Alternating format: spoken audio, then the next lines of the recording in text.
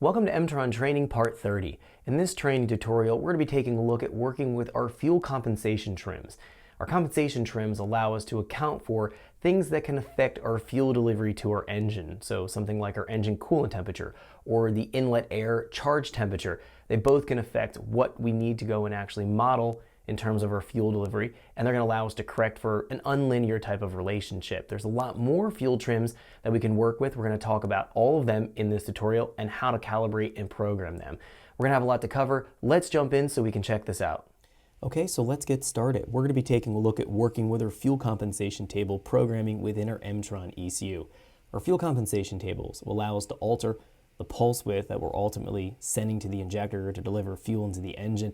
They're going to allow us to alter it by a certain percentage based on specific factors that we can't compensate or account for in our fuel and airflow modeling relationship. So whether we're going to be in speed density operation, mass airflow operation, or throttle mass flow in terms of our airflow determination, we need to potentially go in and apply some type of offset in our fuel multiplier or the fuel delivery so that we can account for variables that might be unlinear in its relationship as our engine is running.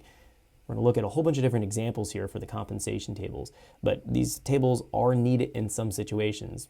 Some tables don't even have to be turned on. We have a lot of options and flexibility in the software. We're going to take a look at all the options that we have available and why we might want to turn them on, and then how to actually configure the table and work with it in those particular situations. So the first thing I want to talk about here is where we can find the compensation tables in the Emtron software. Right now, if we go up here to Fuel, and we go down here to compensations, we're going to find that we have our first compensation table that's actually enabled and turned on. We can see here engine temp comp table 1. So we can click on this and actually start to take a look at it. Now what you'll notice here, if we go down below, there's a lot of tables grayed out.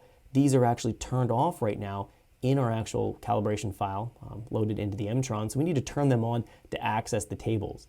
So we can't click on them, we can't do anything with them. So the engine temp comp table, we've talked about this. We're going to go back over it very briefly here in this tutorial.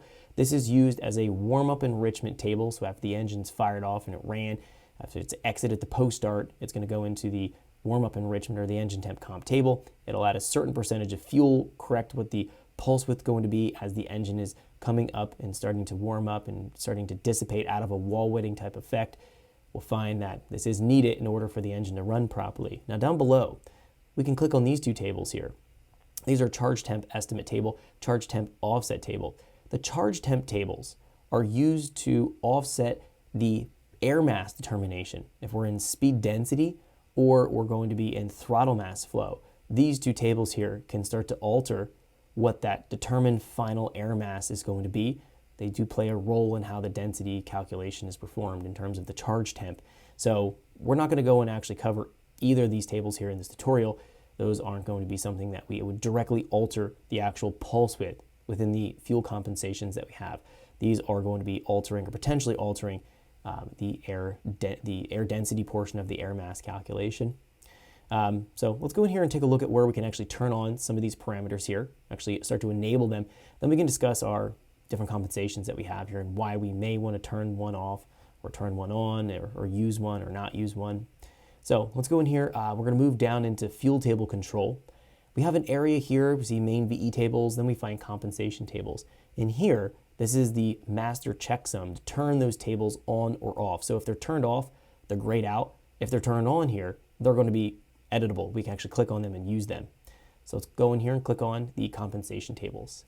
Now in here, we find our first compensation is turned on here, fuel ET comp table control. That's the engine temp or warm-up enrichment table. That's turned on. We have some options here. Off turns off the warm-up enrichment. Generally not a good idea. We usually want to have it on. We have an option between a table 1 and a table 2. So you can actually alternate tables. In this case, we only need one table to make this work properly. There's some other options here not available. See options 3, 4, and 5. Option 6 is showing it's on and Z-axis. We're going to talk about Z-axis in a separate training tutorial, so we're just going to focus on turning the tables on and discussing what they mean and not the actual advanced configurations that we can work in this Z-axis type format. We'll have another tutorial for that. The next option here, we find this is a CHT or charge temp comp table. We generally don't want to turn this on because we want to have the charge temp being a part of the actual airflow strategy.